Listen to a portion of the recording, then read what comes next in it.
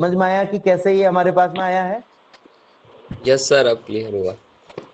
चले हम आगे इससे। तो आज का जो टॉपिक यस। हमें पढ़ना है बच्चों, उस पर हम बात करेंगे। तो आज का जो टॉपिक है वो है हमारा विद्युत द्विध्रुव के निरक्ष पर विद्युत क्षेत्र की तीव्रता। ठीक है ना? आप इमेजिन करो, सभी लोग एक मिनट के लिए आप इमेजिन करो कि आपके पास में एक लकड़ी है। ठीक है, सीधी लकड़ी, एकदम सीधी लकड़ी है। उस सीधी लकड़ी के बिल्कुल बीचों बीच, उस सीधी लकड़ी के बिल्कुल बीचों बीच आपने एक लकड़ी और बांध दी। लेकिन वो लकड़ी इस प्रकार से बांधी कि अगर ये पहली वाली लकड़ी आड़ी थी तो वो लकड़ी खड़ी अवस्था में है, यानी ये क्षैतिज थी तो वो ऊर्ध्वाधर अवस्था में, यानी एक दूसरे से 90 डिग्री के कोण पर। समझ गए मेरी बात? समझ गए मेरी बात। ये बेटा अपना माइक ऑफ करो, प्रिंस चौधरी अपना माइक ऑफ करो। हाँ, तो हम वापस से आते हैं। तो 90 डिग्री के कोण पर है। तो ये जो लकड़ी हमने 90 डिग्री के कोण पर कहलाई लगाई है, अगर मैं पहली लकड़ी जो हमने क्षैतिज रखी थी, आड़ी रखी थी, उसके एक कोने पर एक आवेश और दूसरे कोने पर दूसरा आवेश मानूं, तो ऐसी अवस्था में जो ऊर्ध्वाधर यानी खड़ी लकड़ी हमने बीचों बीच लगाई है, इसको हम कहेंगे निरक्ष। यानी हम ये कह सकते हैं कि दोनों आवेश, ये प्लस क्यू ये माइनस क्यू, वो मिलाने वाली रेखा के मध्य बिंदु से होकर के जाने वाली 90 डिग्री वाली जो रेखा है, इसको हम कहेंगे निरक्ष। ठीक है? अब एक मिनट के लिए आप सोचो कि ये जो लकड़ी आपने आड़ी लकड़ी लगाई, ये आड़ी लकड़ी नहीं लगा करके आप क्या करते हैं, इसकी जगह एक पुट्ठा लेते हैं और उस पुट्ठे में ये जो हमने पहली लकड़ी ली थी, इस पहली लकड़ी को पुट्ठे में घुसेड़ देते। पुट्ठे में घुसेड़ने के बाद में उस पुट्ठे को आप इस तरीके से खिसकाते हैं कि वो पुट्ठा इस लकड़ी के बीचों बीच आ जाता है। जैसे मान लो कि ये हमारे पास एक लकड़ी है और इसमें आपने ये पुट्ठा घुसेड़ दिया, और ये पुट्ठा कहां पर है? इस लकड़ी के बिल्कुल बीचों बीच है। अगर इस लकड़ी के एक सिरे पर मैं प्लस क्यू आवेश मानूं और दूसरे सिरे पर माइनस क्यू आवेश मानूं, तो ये जो पुट्ठा है, इस पुट्ठे को, इस पृष्ठ को हम कहेंगे विषुवतीय तल। इस पुट्ठे को हम क्या कहेंगे? विषुवतीय तल। तो हमारे पास में दो चीजें आ गई, एक तो आ गया निरक्ष और दूसरा आ गया विषुवतीय तल। ये तो थी समझने की बात। अब अगर मैं इसको पारिभाषिक रूप से समझाना चाहूं तो मैं कह सकता हूं कि किसी विद्युत द्विध्रुव के मध्य बिंदु से होकर जाने वाली लंबवत रेखा को हम इस विद्युत द्विध्रुव का निरक्ष कहते हैं। और इसी विद्युत द्विध्रुव के मध्य बिंदु से होकर के जाने वाले जो पृष्ठ है, उस पृष्ठ को हम कहते हैं विषुवतीय तल। तो पृष्ठ को तो हम कहेंगे विषुवतीय तल और जो रेखा है उसको हम कहेंगे निरक्ष। तो जो हम यहाँ पर सूत्र ज्ञात करने जा रहे हैं वो निरक्ष के लिए भी यही आएगा और जो विषुवतीय तल है उसके लिए भी यही आएगा। तो जब परीक्षा में विषुवतीय तल आता है तब भी आपको यही करना है, निरक्ष आता है तब भी आपको यही करना है। ठीक है? अब मैं यहाँ पर एक चित्र बना रहा हूं। मान लीजिए कि एक प्लस क्यू आवेश है। ठीक है? मैं थोड़ा सा इसको टेढ़ा बना देता हूं चित्र को, जो थोड़ा बड़े भाग में आ जाएगा। ये एक प्लस क्यू आवेश है मान लीजिए, और ये एक माइनस क्यू आवेश है। ठीक है? इन दोनों को ये मिलाने वाली रेखा है, ये इसके मध्य बिंदु से होकर के जाने वाली रेखा है। तो ये वाली जो रेखा है इसको हम कहेंगे निरक्ष। इस रेखा को हम क्या कहेंगे? निरक्ष। हमारा जो टॉपिक है वो क्या है कि इस निरक्ष के किसी बिंदु पर हमें विद्युत क्षेत्रीय तीव्रता ज्ञात करनी। कोई सा भी बिंदु ले लो जो आपकी मर्जी हो। तो मान लीजिए मैंने ये वाला बिंदु ले लिया, इस बिंदु पर मुझे विद्युत क्षेत्रीय तीव्रता ज्ञात करनी है। हमने अध्यारोपण का सिद्धांत पढ़ा था, अध्यारोपण का सिद्धांत क्या कहता है कि किसी भी बिंदु पर विद्युत क्षेत्र की तीव्रता इसके आसपास उपस्थित सभी आवेशों के कारण अलग अलग विद्युत क्षेत्र की तीव्रताओं के योग के बराबर होता है। किसी भी बिंदु पर विद्युत क्षेत्र की तीव्रता इसके आसपास उपस्थित सभी आवेशों के कारण अलग अलग विद्युत क्षेत्र की तीव्रताओं के योग के बराबर होता है। तो अब अगर ये बिंदु जिस पर हमें विद्युत क्षेत्र निकालना है, इसे मैं P मान लूं। ठीक है? इस बिंदु को जहां पर प्लस क्यू आवेश रखा है इसको मैं A मान लूं, जहां पर दूसरा आवेश माइनस क्यू रखा हुआ उसको मैं B मान लूं। तो मुझे बताओ कि इस P बिंदु के आसपास कितने आवेश है बच्चों? दो आवेश है। दो आवेश है, एक प्लस आवेश और एक माइनस आवेश है। तो हमें क्या करना है कि प्लस आवेश के कारण विद्युत क्षेत्र तीव्रता निकालनी है, फिर माइनस आवेश के कारण विद्युत क्षेत्र तीव्रता निकालनी है और जोड़ देना। ठीक है? अब एक और खास बात है इसमें बेटा, जब भी हम कोई सदिश राशि का मान निकालते हैं तो हमेशा याद रखो कि वो जो सदिश राशि है उसका आपको मान भी निकालना और उसकी आपको दिशा भी निकालनी। ठीक है? तो हमें क्या करना है, पहले तो प्लस क्यू आवेश के कारण विद्युत क्षेत्र तीव्रता निकालनी है, फिर माइनस क्यू आवेश के कारण विद्युत क्षेत्र तीव्रता निकालनी है। अब विद्युत क्षेत्र की तीव्रता का जो सूत्र होता है ई का, वो होता है 1 पाई एप्सिलॉन नॉट, ठीक है, आवेश बटा दूरी को अगर मैं x मान लूं तो x पर, ये दूरी x क्या है, आवेश से उस बिंदु की दूरी है जिस बिंदु पर आपको विद्युत क्षेत्र ज्ञात करना है। जिस बिंदु पर आपको विद्युत क्षेत्र ज्ञात करना है, ये उस बिंदु की दूरी है, ठीक है ना, समझना बच्चों। तो अगर मैं मान लूं कि P बिंदु की जो दूरी है इस मध्य बिंदु O से, वो है R, ठीक है, और A बिंदु की O बिंदु से जो दूरी है वो है A, और B बिंदु की जो दूरी है वो भी है A, क्योंकि हमने दोनों आवेशों के बीच की दूरी को टोटल 2a माना था, तो 2a माना, तो ये कितना हो गया हमारे पास में, मैं इसको B को यहां से मिटा करके थोड़ा सा दूर लिख देता हूं तो थोड़ा सा समझने में आसानी रहेगी। ये B इधर लिख दिया मैंने। दोनों आवेशों के बीच की दूरी 2a होती है, तो एक आवेश की मध्य बिंदु से दूरी a होगी। अब मुझे इस सूत्र के, ये जो सूत्र ऊपर लिखा हुआ है, इस सूत्र के हिसाब से क्या क्या चाहिए, एक तो मेरे को चाहिए वो आवेश जो विद्युत क्षेत्र उत्पन्न कर रहा है उसका मान, तो इसका मान हमारे पास में है, प्लस क्यू आवेश का मान भी क्यू है और माइनस आवेश का मान भी क्यू है। अब आप कहोगे साहब प्लस का क्यू और माइनस का भी क्यू, ऐसे क्यू, प्लस वाले में तो प्लस आ रहा है, माइनस वाले में तो माइनस आ रहा है, फिर आप क्यू ही क्यों बोल रहे हो। तो ये जो सूत्र है बेटा, इसमें हमें आवेश का परिमाण लेना है, आवेश का टोटल मान नहीं लेना है, परिमाण लेना है। तो परिमाण में हमेशा प्लस के लिए भी प्लस लिया जाता है और माइनस के लिए भी प्लस ही लिया जाता है। तो आवेशों के मान हमें पता चल गए। अब दूसरी जो राशि हमें चाहिए विद्युत क्षेत्र की तीव्रता निकालने के लिए, वो है दूरी, दूरी यानी कि x। तो आवेश से दूरी हम निकाले तो a बिंदु से p बिंदु की दूरी, ये तो हो गई AP, और b बिंदु से p बिंदु की दूरी निकालोगे तो ये हो गई BP, ठीक है। अब थोड़ी सी देर के लिए इस वाले चित्र को देखो, केवल इस वाले त्रिभुज को देखो। इस त्रिभुज को देखोगे तो ये कैसा त्रिभुज है, एक समकोण त्रिभुज है, और इस समकोण त्रिभुज में AP जो है वो है कर्ण। AP क्या है, कर्ण है। तो कर्ण का मान हम कैसे निकालते हैं बच्चों, वो हम यहाँ पर देखेंगे। कर्ण का मान निकालने के लिए हमें पता है, एक सूत्र होता है कर्ण का स्क्वायर, पाइथागोरस प्रमेय से, कर्ण का स्क्वायर बराबर, ये कर्ण का स्क्वायर बराबर आधार का स्क्वायर प्लस लंब का स्क्वायर, ठीक है। लेकिन अगर कर्ण का मान निकालना है तो ये तो कर्ण के स्क्वायर का मान है, अगर कर्ण का मान निकालना है तो इसी का क्या कर लो, अंडर रूट ले लो, इसी का अपन अंडर रूट ले लेते हैं। तो इस हिसाब से अगर मैं AP का मान निकालना चाहूं, AP यानी कर्ण का मान निकालना चाहूं इस पाइथागोरस प्रमेय वाले सूत्र से, तो आप देखोगे कि इस AP का मान कितना आएगा, AP बराबर आधार लंब कितना है R, तो हमें R का स्क्वायर कर दिया, और आधार कितना है बच्चों A, तो हमने A का स्क्वायर कर दिया। तो हमारे पास में AP का मान कितना आ गया, under root of R square plus A square. अब ऐसे ही मुझे बताओ सोच करके कि BP का मान कितना आएगा इस वाले त्रिभुज में। देखो इस वाले त्रिभुज में BP कौन है, कर्ण है ना, तो इसका मान भी ऐसे निकालेंगे हम, और इसमें Yes, sir, same आएगा। देखोगे सेम का सेम आएगा, यानी AP और BP का जो मान है वो बराबर आएगा। रामकिशन धाकड़ अपनी माइक म्यूट करो बेटा, रामकिशन धाकड़ माइक म्यूट करो। चलो तो कोई बात नहीं, इसके यहाँ पर या तो कूलर की या कोई गाड़ी वाड़ी की आवाज थी तो उससे आवाज दब रही थी, कोई दिक्कत नहीं है। आगे चलते हैं हम, ध्यान से समझे इस बात को बेटा। तो हमारे पास में AP का मान आ गया, BP का मान आ गया। अब हमारे पास में मान का तो प्रबंध हो गया कि भाई मान कैसे निकालेंगे। अभी हमें और क्या चाहिए, हमें चाहिए दिशा। अभी हमें दिशा चाहिए। तो आप सब जानते हो हमें दिशा निकालनी है, पहले प्लस क्यू आवेश के कारण किस बिंदु पर निकालनी है, P बिंदु पर। तो आपको मैंने बताया था कि धनावेश के कारण जो विद्युत क्षेत्रीय दिशा होती है वो हमेशा क्या होती है, आवेश से बिंदु की ओर, यानी क्या हो जाएगी दिशा, A से P की ओर। तो ये हो गई पहले आवेश के कारण, यानी प्लस क्यू आवेश के कारण। अब प्लस क्यू आवेश के कारण जो दिशा आ रही है, अगर उसको मैं E1 मान लू तो ये E1 की दिशा हो गई अपने पास, ठीक है। अब माइनस क्यू आवेश के कारण निकालते हैं।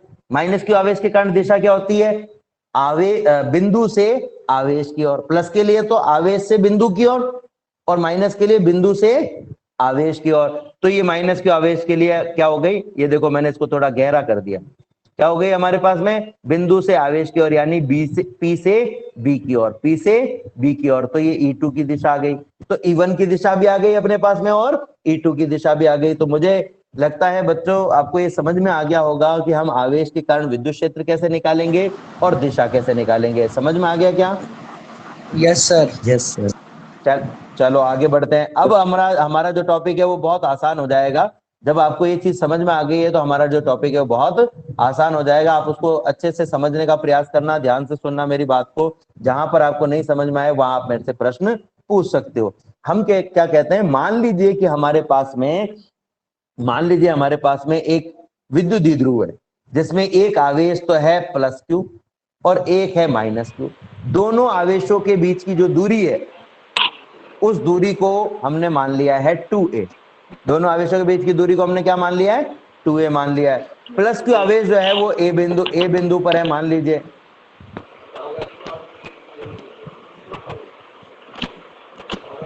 ए बिंदु पर है। और माइनस क्यू आवेश जो है वो, ध्रुवराज सिंह अपना माइक बंद करें, ध्रुवराज सिंह कच्छावा अपना माइक बंद करें। दूसरा जो आवेश है उसको हमने मान लिया कि वो कौन से बिंदु। जब भी आपसे बेटा कोई प्रश्न पूछा जाता है आप उसका आंसर दें और आंसर देने के तुरंत बाद अपना माइक बंद कर लें, जिससे क्लास में डिस्टरबेंस नहीं हो। तो पहले आवेश को अपन ने ए बिंदु पर मान लिया और दूसरे आवेश को अपन ने मान लिया बी बिंदु पर। अब मान लीजिए कि हमें इस विद्युत द्विध्रुव के मध्य बिंदु O, विद्युत द्विध्रुव का मध्य बिंदु O आपको चित्र में दिखाई दे रहा होगा। उस मध्य बिंदु O से r दूरी पर निरक्ष पर एक बिंदु है P। उस P पर आपको विद्युत क्षेत्र की तीव्रता ज्ञात करनी है। तो हम क्या करेंगे, पहले प्लस क्यू आवेश के कारण निकालेंगे, फिर माइनस क्यू आवेश के कारण निकालेंगे और फिर जोड़ देंगे। तो प्लस क्यू आवेश के कारण हम निकालते हैं। प्लस क्यू आवेश के कारण विद्युत क्षेत्र की तीव्रता कितनी हो जाएगी? 1/4 पाई एप्सिलॉन नॉट।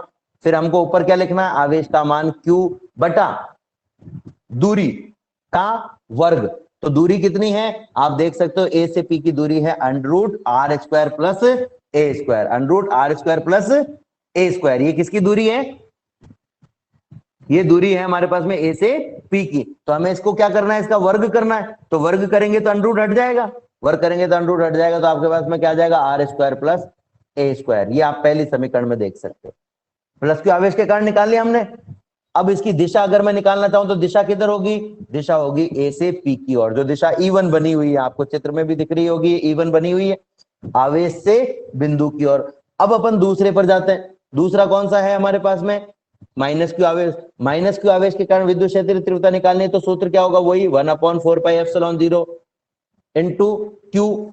क्यू क्या है? आवेश का मान बटा दोनों के बीच की दूरी। दोनों किसके बीच की दूरी? आवेश और बिंदु के बीच की दूरी। तो बी से पी के बीच की दूरी फिर से वो की वही आ रही है, तो ये भी मान भी वो का वही हमारे पास में आएगा। तो माइनस क्यू के कारण भी हमने निकाल लिया, प्लस क्यू के कारण भी हमने निकाल लिया। अब माइनस क्यू आवेश के कारण अगर मैं विद्युत क्षेत्र की दिशा निकालना चाहूं तो माइनस क्यू आवेश के कारण विद्युत क्षेत्र की जो दिशा है, माइनस क्यू आवेश के कारण विद्युत क्षेत्र की जो दिशा है वो क्या आ जाएगी? माइनस क्यू के कारण विद्युत क्षेत्र की दिशा आ जाएगी पी से बी की ओर, यानी कि बिंदु से आवेश की ओर। तो ये दिशा आप देख सकते हो E2 यहाँ पर बनाई हुई है। तो E1 की दिशा भी आ गई, E2 की दिशा भी आ गई और E1 और E2 के मान भी आ गए। अब अगर आप यहाँ पर ध्यान दोगे, E1 का मान और ये E2 का मान, इन दोनों मानों को ध्यान से देखोगे तो ये दोनों बराबर है, दोनों मान बराबर आ रहे हैं। तो हम क्या कहेंगे भाई, E1 E2 का परिमाण बराबर आ रहा है। परिमाण क्यों बराबर का कहा हमने? क्योंकि दिशाएं अलग अलग आ रही।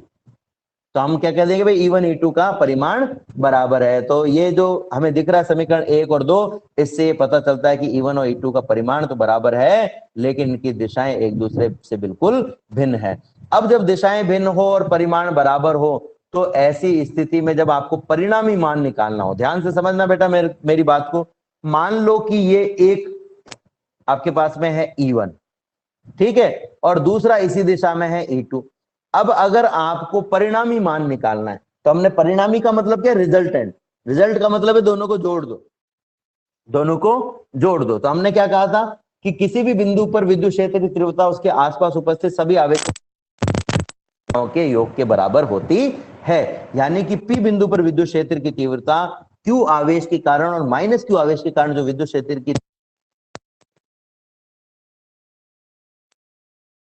का मान है EP का, यानी P बिंदु पर विद्युत क्षेत्र है, वो E1 और E2 के योग से प्राप्त होगा। लेकिन सबसे महत्वपूर्ण बात कि सदिश राशियों को जब हम जोड़ते हैं तो सदिश राशियों में ये जो प्लस का साइन है ना, ये बड़ा आसान साइन नहीं है कि भाई प्लस का साइन लगा दिया तो जोड़ ही दो। प्लस के साइन का यहाँ पर एक विशेष महत्व, और वो विशेष महत्व क्या है, ध्यान से समझना कि अगर सदिश राशि ये E1 और E2 दोनों एक ही दिशा में, जैसा कि ऊपर वाले चित्र में दिख रहा है, तो आपको सीधे इनको जोड़ देना है, ठीक है। लेकिन अगर ये एक दूसरे के विपरीत दिशा में है, ये एक दूसरे के विपरीत दिशा में है, ये E1 है, ये E2 है, पहला E1 है, दूसरा E2 है, तो ऐसी अवस्था में एक को प्लस लेना पड़ेगा और दूसरे को माइनस, यानी कि ये जो प्लस का साइन है ये बन जाएगा E1 माइनस E2, ठीक है। बच्चों हमारे पास में क्या पता चला हमें कि अगर एक ही दिशा में हो तो सीधे जोड़ दिया, विपरीत दिशा में हो तो हमने क्या कर दिया, एक को प्लस ले लिया और एक को माइनस कर दिया। अब एक और अवस्था हम इसमें लेने वाले हैं कि ना तो एक दिशा में हो और ना ही विपरीत दिशा में हो, तब क्या करें, मान लो एक इधर है और दूसरा इधर है, तब क्या करें, तब आप या तो इनके योग का त्रिभुज नियम काम में ले सकते हो, ठीक है, और या फिर आप इसमें एक और तरीका है जो है घटक विधि। ये पहला E1 है और दूसरा E2 है, E1 और E2 के घटक निकालो और घटक निकाल करके उसको जोड़ दो। अब घटक को कैसे जोड़ेंगे, तो घटक को जोड़ने का एक तरीका है, जो क्षैतिज घटक है उनको एक साथ जोड़ा जाता है और जो ऊर्ध्वाधर घटक है उनको एक साथ जोड़ा जाता है। अब कैसे जोड़ेंगे ये समझने का प्रयास करेंगे, लेकिन पहले ये जो नीचे चित्र बनाया हुआ है इस चित्र को मैं समझा देता हूं आपको। आपको ये दिख रहा होगा एक चित्र यहाँ पर, ये वाला, इस चित्र को हम समझने का प्रयास करते हैं। तो इस चित्र को आप ध्यान से देखोगे, ऊपर वाला जो त्रिभुज है ये उस त्रिभुज से ही बना हुआ है। ऊपर वाले त्रिभुज में मैं यहाँ एक लाइन खींच रहा हूँ, इसमें जैसे ये लाइन खींची हुई ना, ऐसे ये लाइन मैंने यहाँ पर खींच दी, ठीक है। तो आप देख सकते हो अब E1 ये रहा, जैसे ऊपर जा रहा है इसमें वैसे इसमें भी ऊपर जा रहा है, इसमें E2 नीचे आ रहा है, इसमें भी ऐसे E2 नीचे आ रहा है, ठीक है। अब अपन कोण निकालते हैं। आप देखो ये वाला कोण थीटा है, तो ये वाला कोण कितना होगा, सोच के बताओ। थीटा, क्योंकि ये दोनों एकांतर कोण है, जेड बन रहा है ना, देखो जेड बन रहा है, ये देखो जेड बन गया। इसको मैं एक चित्र द्वारा वापस समझा देता हूं आपको, ये मैं अलग ही चित्र बना देता हूं। ये देखिए, ये हमारे पास में एक त्रिभुज था, इस त्रिभुज का ये E1 है, ये E2 है, ये हमने रेखा खींच दी, ये कोण थीटा है, ये थीटा है, तो ये वाला भी थीटा ही होगा, एकांतर कोण है इसलिए, ठीक है। तो E1 E2 और ये वाली रेखा, इस वाली रेखा और E2 के बीच का कोण हमें पता चल गया। अब देखो ये वाला कोण भी थीटा है मान लो। अब आप कहोगे भाई ये वाला कोण थीटा है तो ये वाला थीटा क्यों है, तो आप ध्यान से देखोगे तो ये वाली भुजा और ये वाली भुजा दोनों बराबर है, यानी एक समद्विबाहु त्रिभुज हो गया, और समद्विबाहु त्रिभुज की समान भुजाएं समान कोण अंतरित करती है। इसका मतलब ये हुआ कि ये वाली भुजा अगर थीटा कोण बना रही है तो ये वाली भी थीटा ही बनाएगी। अब अगर देखो ये वाला थीटा कोण है तो ये वाला कोण कितना होगा, ये भी थीटा होगा, एकांतर कोण। और अगर ये थीटा है तो ये वाला कोण कितना होगा, ये भी थीटा होगा, शीर्षाभिमुख कोण। जब दो तिर्यक रेखाएं एक दूसरे को काटती है तो आमने सामने के कोण बराबर होते हैं, इनको शीर्षाभिमुख कोण कहते हैं। तो हमें E1 और इस रेखा के बीच का कोण पता चल गया, और E2 और इस रेखा के बीच का कोण पता चल गया, दोनों कोण हमें पता चल गए। और वही आप देख सकते हो सबसे नीचे वाला जो चित्र दिया हुआ उसमें भी बनाया हुआ है, जो भी अपन ने यहाँ पर समझने का प्रयास किया था ये का यही इस चित्र में भी बनाया हुआ है, E1 और मध्यवर्ती रेखा के बीच का कोण और E2 और मध्यवर्ती रेखा के बीच का कोण।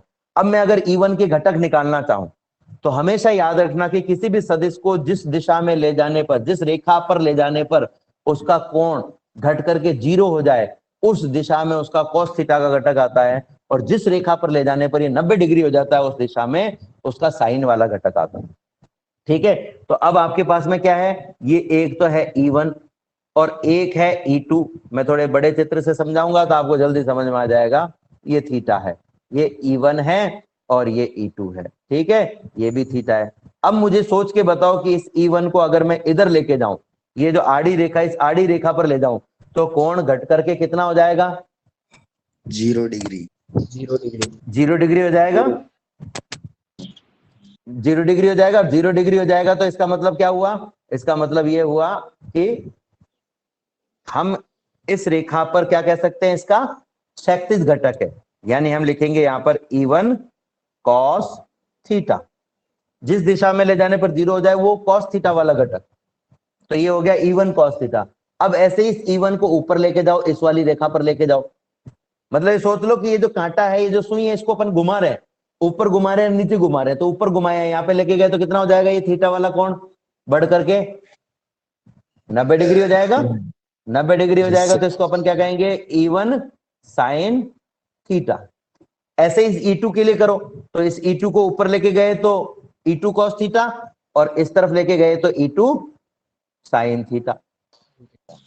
ठीक है, तो जिस दिशा में ले जाने पर कोण बढ़ रहा है उस दिशा में साइन थीटा वाला घटक, जिस दिशा में ले जाने पर कोण घट रहा है उस दिशा में कॉस थीटा वाला घटक। तो यहां पर आप देख सकते हो E1 को नीचे की तरफ ले जाने पर कोण घट रहा था, इसलिए E1 कॉस थीटा, और इस तरफ ले जाने पर कोण बढ़ रहा था, इसलिए E1 साइन थीटा। ऐसे ही E2 को नीचे ले जाने पर कोण घट रहा था, इसलिए E2 साइन थीटा। ऊपर ले जाने पर कोण बढ़ रहा मैं गलत बोल गया, E2 को ऊपर ले जाने पर कोण घट रहा था, इसलिए E2 cos थीटा, और नीचे की तरफ ले जाने पर, यहां ले जाने पर बढ़ करके 90 डिग्री हो जाता है, इसलिए हम इसको कहेंगे E2 साइन थीटा। अब जब भी आप घटक निकाल लो, ठीक है, जब भी आप घटक निकाल लो, तो घटक निकालने के बाद में जो मुख्य मान होते हैं उन मान, हाँ बोलो बेटा। सर एक बार ये वापिस समझाना, E2 cos थीटा वाला है डायग्राम। वापस समझा देता हूं, वापस समझा देता हूं। मैं फिर से डायग्राम बना रहा हूं, ध्यान से समझना बेटा। ये E1 है अपने पास में, और ये है अपने पास में E2। ठीक है, ये E1 हो गया और ये हो गया E2।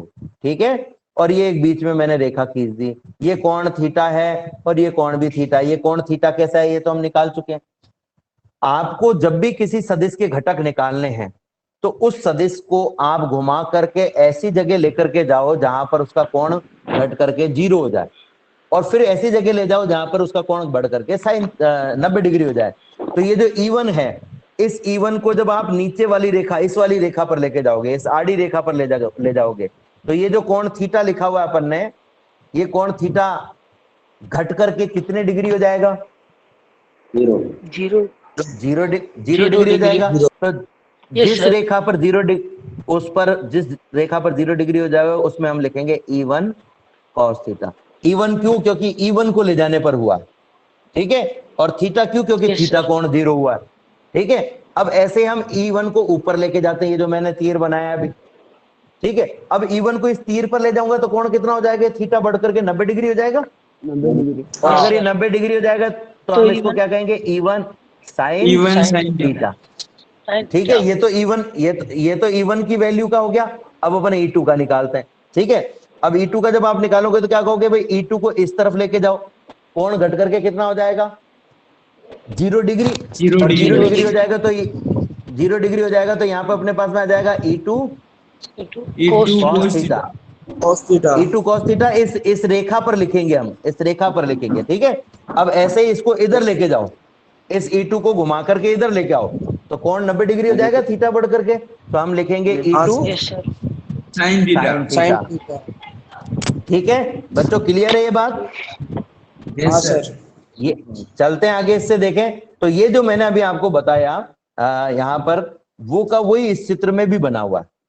अब आप जब ये E1 E2 के आपने घटक निकाल लिए तो E1 E2 को भूल जाओ कि यहाँ पर है। तो आप सोच लो आप मन में कि ये वाली रेखा नहीं है और ये वाली रेखा नहीं है। अब अगर ये दो रेखाएं नहीं है तो आपके पास में केवल दो रेखाएं बच गई। एक तो बच गई जिस पर E1 साइन थीटा और E2 साइन थीटा लिखा हुआ है, और एक बच गई जिस पर E1 cos थीटा और E2 cos थीटा लिखा हुआ है। समझ गए? तो आपको क्या करना है, इन दोनों का परिणामी निकालना है। परिणामी का मतलब क्या है कि जब किसी एक रेखा पर एक से ज्यादा सदिश होते हैं तो उनको जोड़ दो, जोड़ देना उनका परिणामी कहलाता है। तो आप देखोगे जो आड़ी रेखा है इस पर दो सदिश है, E1 cos थीटा और E2 cos थीटा, और जो खड़ी रेखा है उस पर भी दो सदिश है, E1 sin थीटा और E2 sin थीटा। तो इनको अपन जोड़ेंगे, तो आड़ी रेखा के जो मान है उनको जब अपन जोड़ेंगे तो कहलाएगा क्षैतिज घटक, और जो खड़ी रेखा है उसके मान को जब हम जोड़ेंगे तो कहलाएगा उदर घटक। ठीक है, तो अपन इस क्षैतिज घटक और उदर घटक को जोड़ देते हैं। ये हम क्षैतिज घटक और उदर घटक को जोड़ रहे हैं।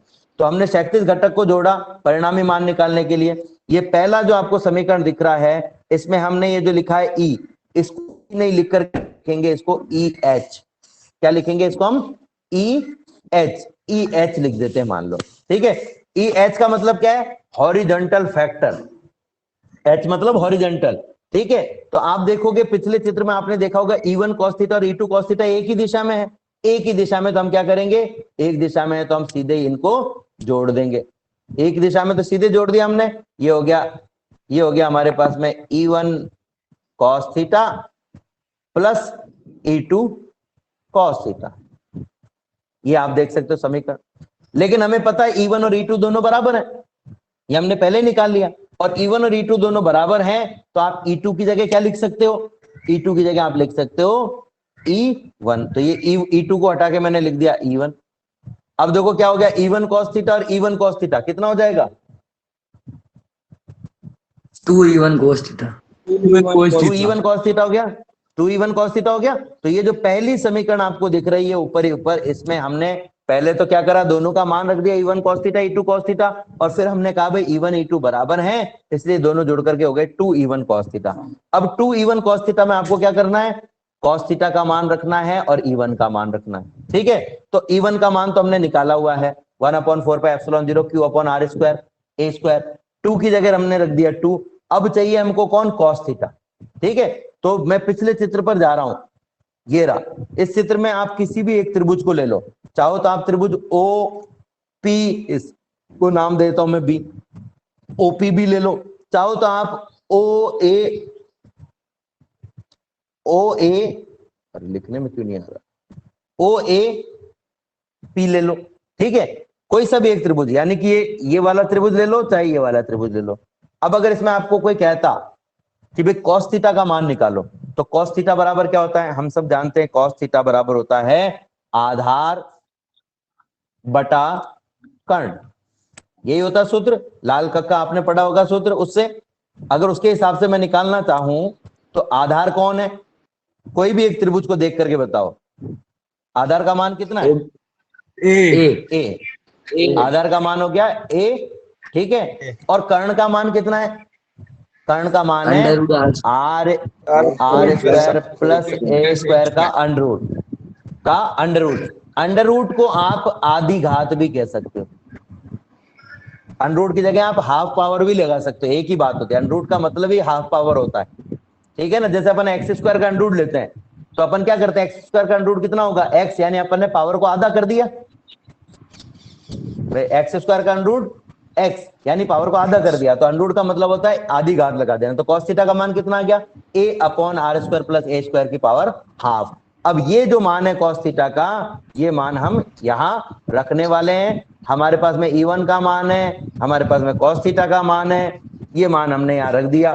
देखो आप ध्यान से देख सकते हो बच्चों कि E1 का मान और E1 का मान, ये इस समीकरण में 2E1 cos थीटा में 2 की जगह 2 आ गया, E1 की जगह E1 का मान आ गया, और cos थीटा की जगह हमने जो मान निकाला था वो मान आ गया। अब इन सबको गुणा करते हैं अपन, तो गुणा करोगे तो ऊपर तो आपके पास में आ जाएगा 1/4πε0, ठीक है। और देखो 2 इंटू क्यू इंटू ए, 2QA या Q इंटू 2A, ठीक है। और नीचे वाला जो मान है उसमें आप देखोगे कि आपके पास में लिखा हुआ है r² प्लस a², ठीक है, एक तो, और एक ये लिखा हुआ है r² प्लस a² की घात 1/2।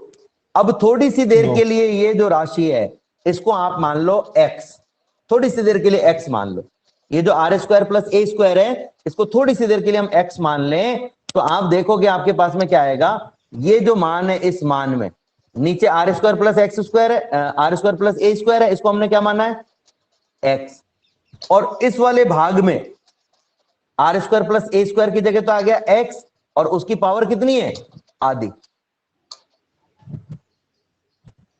समझ गए बेटा, हमने क्या लिखा है, r² प्लस a² की जगह x लिख दिया। थोड़ी सी देर के लिए सोच लो कि आपने ये जो r² प्लस a² है इसकी जगह आपने लिख दिया है x, तो ये जो समीकरण आपको दिख रही है, ये जो समीकरण आपको दिख रही है, ये समीकरण, इस समीकरण में देखो आपके पास में r² प्लस a² कितनी बार है, 2 बार है। एक बार तो है r² प्लस है a², तो उसकी जगह तो हमारे पास में आ गया x, और दूसरी बार क्या है, r² प्लस a² की घात आधी, तो आर स्क्वायर प्लस ए स्क्वायर की जगह तो आ गया एक्स और आधी घात की जगह आधी घात। समझ में आ गई बात? अब देखो Yes, sir. दोनों की जो आधार है वो समान है, और जब आधार समान होते हैं तो इनकी पावर आपस में जुड़ जाती है, घात आपस में जुड़ जाती है। तो पहले x की घात तो 1 है और दूसरे घात की x है आधी। अब एक और खास बात कि आधार समान हो तो घातें केवल तभी जुड़ती हैं, आधार समान हो तो घातें केवल तभी जुड़ती हैं जब वो दोनों आपस में गुणा में हो। तो यहाँ पर ये दोनों आपस में गुणा में है, इसलिए इनकी घातें जुड़ जाएंगी।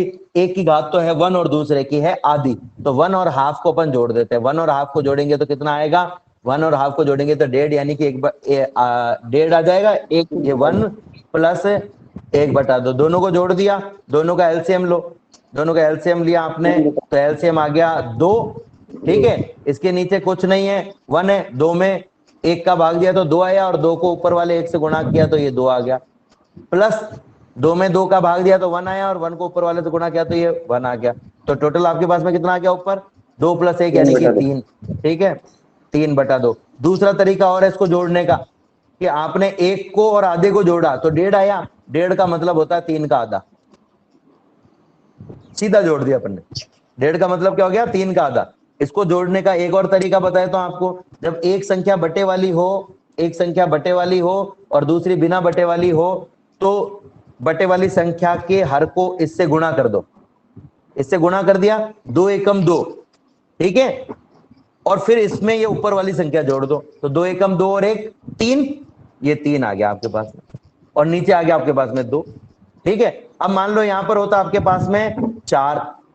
ठीक है, तो 4 और आधा कितना होता है? 4.5, 4.5 यानी 9 का आधा, यानी आपके पास में इसका आंसर आ जाएगा 9/2। लेकिन इसको जोड़ने का एक तरीका और क्या है? जोड़ने का एक तरीका और क्या है हमारे पास में? इस 2 को इस 4 से गुणा करो, 2 चौक 8, और इस 8 में ये 1 जोड़ दो, ये हो गया 9 और नीचे हो गया 2, 9/2। ठीक है, तो ये जोड़ने का तरीका है। तो हमने r स्क्वायर प्लस ए स्क्वायर की जो घात है उसको जोड़ दिया आपस में, तो घात को जोड़ दिया तो आपके पास में क्या आ गया? r स्क्वायर प्लस ए स्क्वायर की घात, एक तो 1 थी और एक आधी थी, दोनों को जोड़ा तो हो गई 3/2। तो हमने ये 3/2 घात यहाँ पर लिख दी है, ये लिखी हुई है, देखो बच्चों ये लिखी। ठीक है, अब इसमें ये जो q इंटू 2a है, इस q इंटू 2a को आप कह सकते हो p, ये हमने p लिख दिया, ये इससे इसके पास वाली समीकरण में p लिख दिया हमने। तो आपके पास में जो समीकरण है वो आ गया है q इंटू 2a।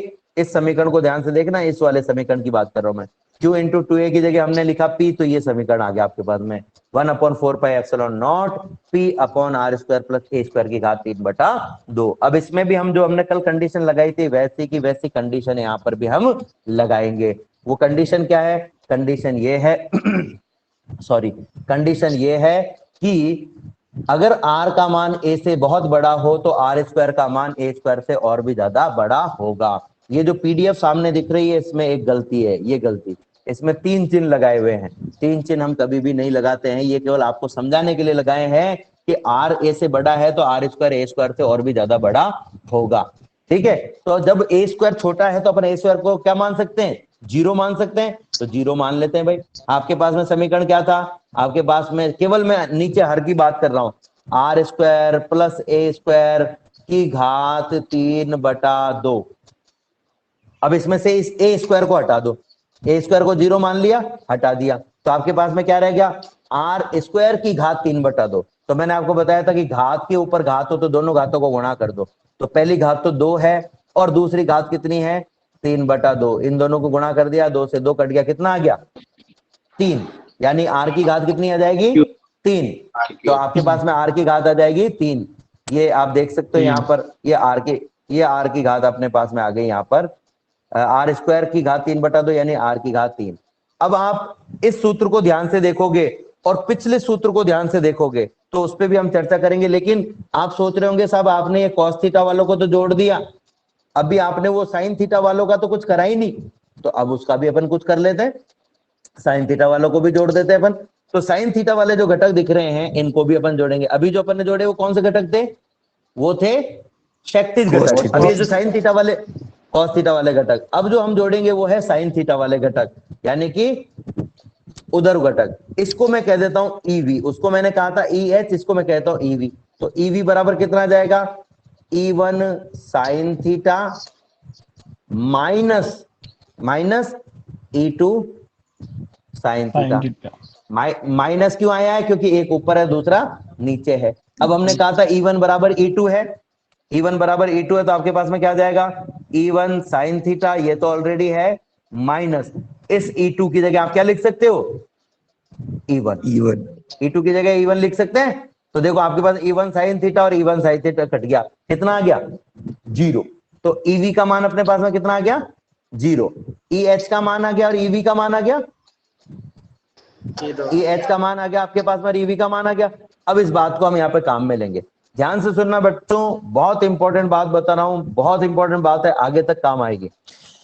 जब भी किसी सदिश, दो सदिशों को आप जोड़ते हो, जैसे ये एक सदिश था E1 और दूसरा था E2, ये जो सारी रामायण हमने किए ना, इसका मतलब हम E1 E2 को जोड़ रहे हैं, यानी इसका परिणाम ही निकाल रहे हैं।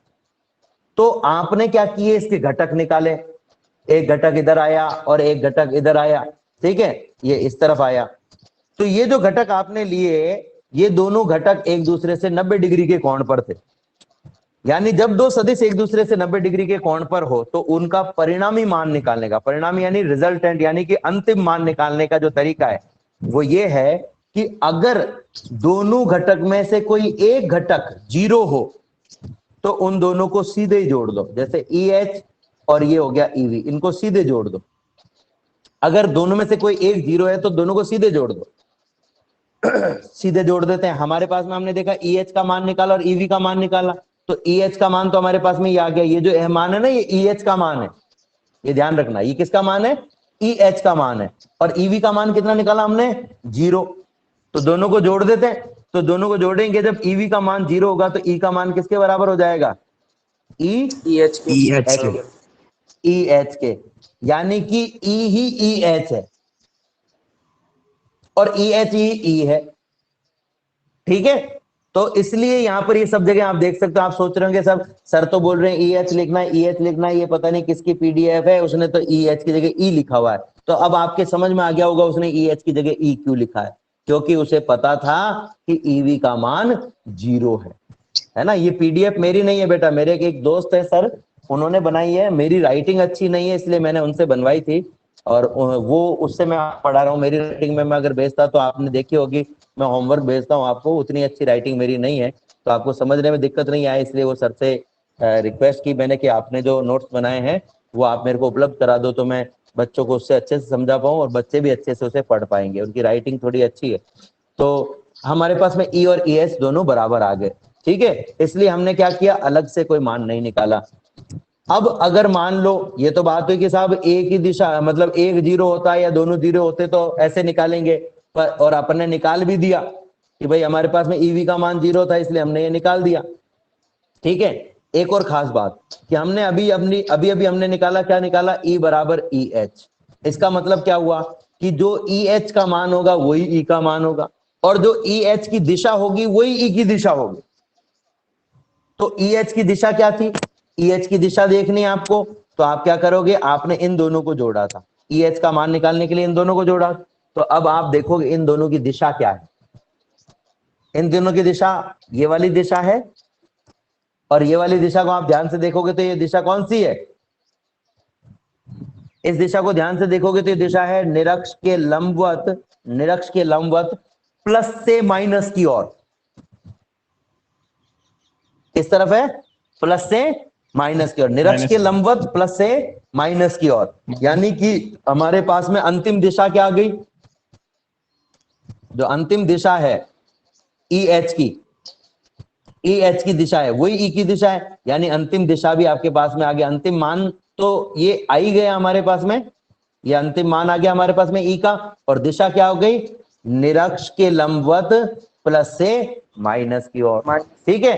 तो एक खास बात हमें पता चली कि कल तक हम बात कर रहे थे कि विद्युत द्विध्रुव के कारण जो विद्युत क्षेत्र की विद्युत द्विध्रुव के कारण जो द्विध्रुव आघूर्ण की दिशा होती है वो हमेशा माइनस से प्लस की ओर होती है, लेकिन हमने यहां पर देखा कि निरक्ष पर विद्युत द्विध्रुव के कारण विद्युत क्षेत्र की दिशा, जो हमने माइनस से प्लस कहा था वो द्विध्रुव आघूर्ण की दिशा थी, अब जो हम कह रहे हैं वो किसकी दिशा आ रही है, विद्युत क्षेत्र की तीव्रता की दिशा, और वो किस तरफ आ रही है, निरक्ष के लिए प्लस से माइनस की ओर। अक्ष पर तो क्या आई थी, माइनस से प्लस की ओर, और निरक्ष पर क्या आई है, प्लस से प्लस माइनस की ओर, प्लस से माइनस की ओर, प्लस से माइनस की ओर, निरक्ष के लंबवत प्लस से माइनस की ओर।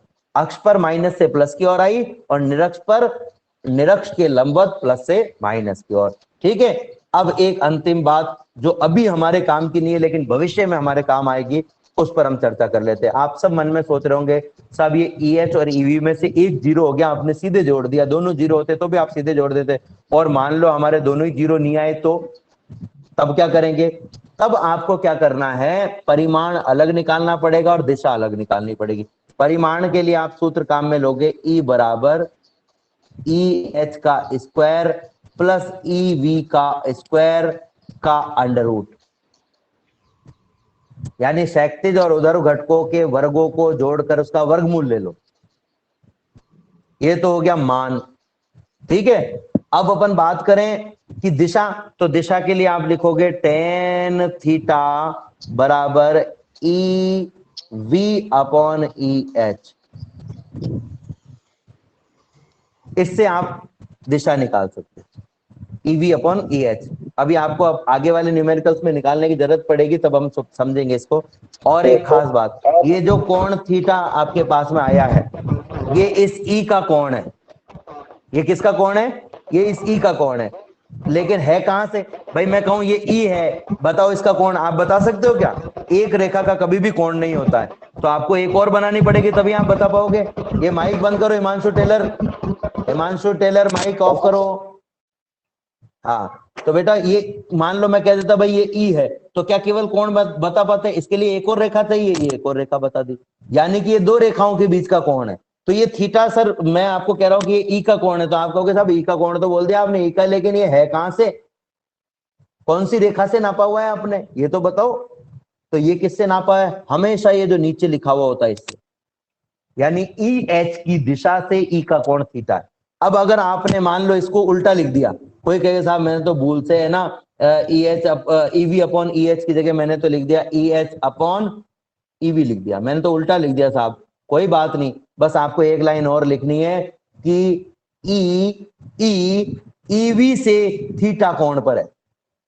पहले हमने कहा EH से थीटा कोण पर है, अब हम क्या करें, EV से थीटा कोण पर है, यानी जो नीचे लिख दिया उससे थीटा कोण पर। ये फॉर्मूला कब काम में लेना आपको, जब EH और EV दोनों में से कोई भी जीरो नहीं हो, यानी किसी भी सदिश का क्षैतिज और ऊर्ध्व घटक दोनों ही जीरो नहीं हो, या दोनों में से कोई एक जीरो नहीं हो, दोनों ही नॉन जीरो हो, अशून्य हो, तब आपको ये फॉर्मूला काम में लेना है। और अगर दोनों में से कोई एक जीरो है तो फिर आपको सीधे ही जोड़ देना है, क्योंकि अगर एक जीरो होगा तो इसका मतलब क्या होगा कि जो जीरो नहीं है वही मान अंतिम मान हमारे पास में होगा।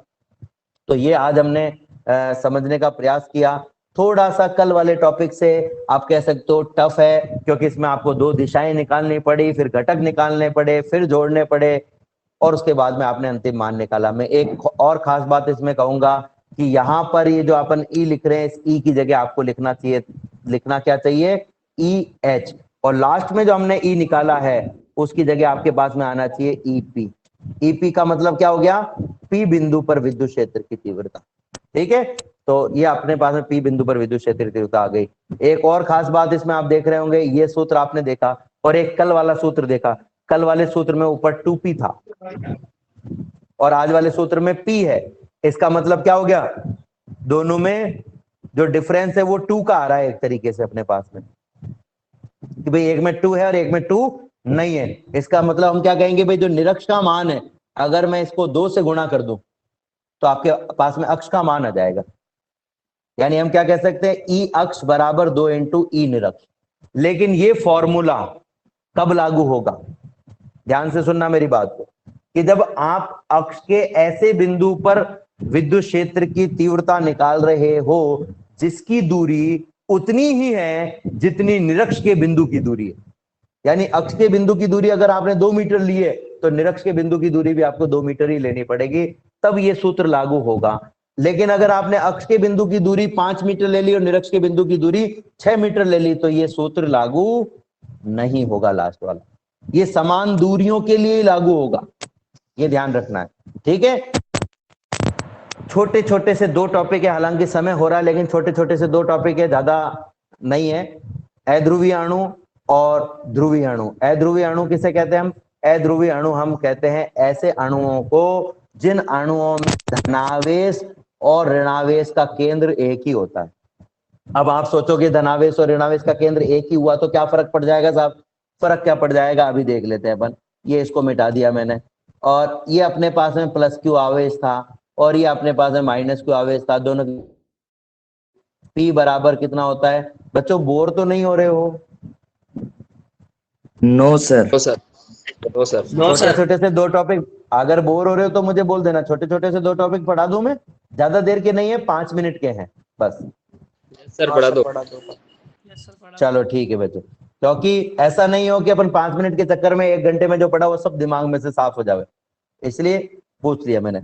चलो देख लेते हैं। तो अब सोचो बेटा कि अगर ये माइनस क्यू और प्लस क्यू को एक ही जगह रख देते आप, P का सूत्र क्या होता है? P बराबर होता है Q इंटू 2A। माइनस और प्लस को एक ही जगह रख देते तो मुझे बताओ कि इस 2A का मान कितना हो जाता? 0 0 हो जाता। तो फिर P का मान कितना आ जाता? P का मान भी आ जाता 0। इसका मतलब क्या हुआ? ऐसे पदार्थ जिसमें प्लस और माइनस एक ही जगह हो, इसका मतलब क्या हुआ कि धनावेश का केंद्र और ऋणावेश का केंद्र एक ही जगह हो, ऐसे पदार्थों में P यानी विद्युत द्विध्रुव का आघूर्ण का मान 0 होता है और इन्हें हम कहते हैं अध्रुवीय अणु। इन्हें अपन क्या कहते हैं? अध्रुवीय अणु। तो अध्रुवीय अणु वो हैं जिनमें धनावेश और ऋणावेश का केंद्र संपाती होता है। अब कोई आपसे पूछे भाई अध्रुवीय अणु की परिभाषा बताओ, तो हम कहेंगे भाई ऐसे अणु जिनमें धनावेश और ऋणावेश का केंद्र संपाती होता है, उनका वैद्युत द्विध्रुव आघूर्ण 0 होता है, इसलिए हम इन्हें कहते हैं अध्रुवीय अणु। ठीक है, अब दूसरा है ध्रुवीय अणु, जिनमें धनावेश और ऋणावेश का केंद्र संपाती नहीं हो। जिनमें संपाती नहीं होगा उनमें P बराबर Q इंटू 2A में ना तो Q 0 है ना ही 2A 0 है। इसका मतलब हम कहेंगे कि P का मान 0 नहीं है। तो जिसमें धनावेश और ऋणावेश का केंद्र संपाती नहीं हो, अलग अलग हो, उसे अपन कहते हैं ध्रुवीय अणु। तो एक तरीके से अपन क्या कह सकते हैं कि ध्रुवीय अणु का तो विद्युत द्विध्रुव आघूर्ण होता है और अध्रुवीय अणु का विद्युत द्विध्रुव आघूर्ण 0 होता है। अब इसके उदाहरण दिए हुए हैं। अध्रुवीय अणु के उदाहरण है CO2 और CH4, देख सकते हो आप। और ध्रुवीय अणु के उदाहरण है H2O, NaCl और NaCl।